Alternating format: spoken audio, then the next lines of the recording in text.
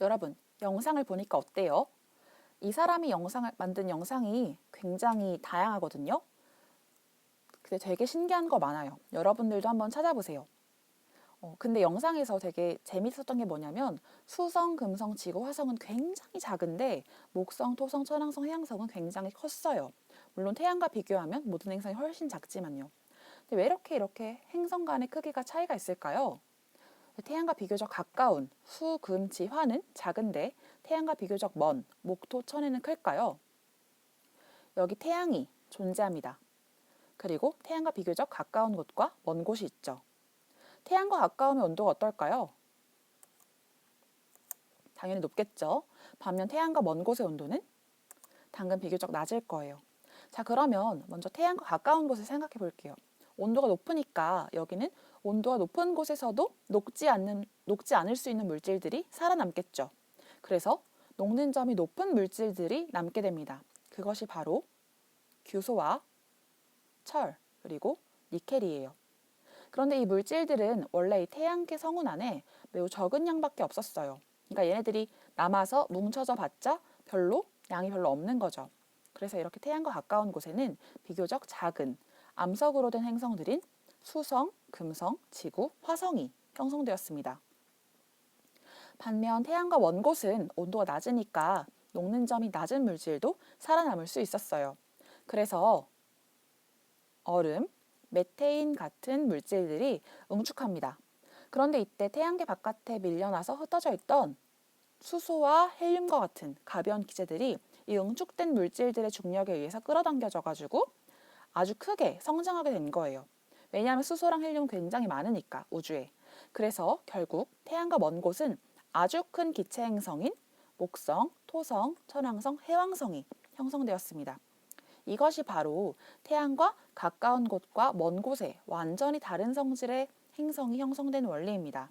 이해돼요? 자, 교과서로 다시 한번 넘어가서 정리해 볼게요.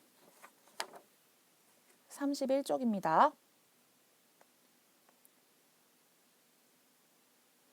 행성이 만들어질 때 태양과 가까운 곳은 온도가 높아서 녹는 점이 높은 물질들만 남을 수 있었다. 그 결과 규소, 철, 니켈 등과 같이 무거운 물질들이 남아 응축한 후에 성장하였다. 여러분, 여기서 응축이라는 말이 무슨 뜻이냐면 엉기고 굳는다는 것이에요. 이러한 무거운 원소들은 원래 태양계 성운 안에 매우 적은 양이 존재하여 행성들이 크게 성장하지 못하였는데 이들이 바로 수성, 금성, 지구, 화성과 같은 지구형 행성을 이루게 되었다 라고 합니다. 그러니까 암석으로 되고 작은 행성들을 지구형 행성이라고 하는 거예요. 과학자들 그렇게 이름을 그냥 붙인 거예요. 자, 이어서 읽을게요. 태양으로부터 멀리 떨어진 곳은 온도가 낮아서 녹는 점이 낮은 얼음이나 메테인 등이 응축하기 시작하였다. 이들은 태양계 가장자리로 밀려나오거나 흩어져 있던 수소나 헬륨과 같은 가벼운 기체들을 중력으로 끌어당겨 크게 성장하였고 얘네들이 바로 목성, 토성, 해왕성, 천왕성과 같은 목성형 행성을 이루게 되었다고 했어요. 그러니까 이것도 기체로 된 아주 큰 행성들을 목성형 행성이라고 과학자들이 이름을 붙인 거예요. 이해되죠? 자, 그러면 여러분들이 활동지 보면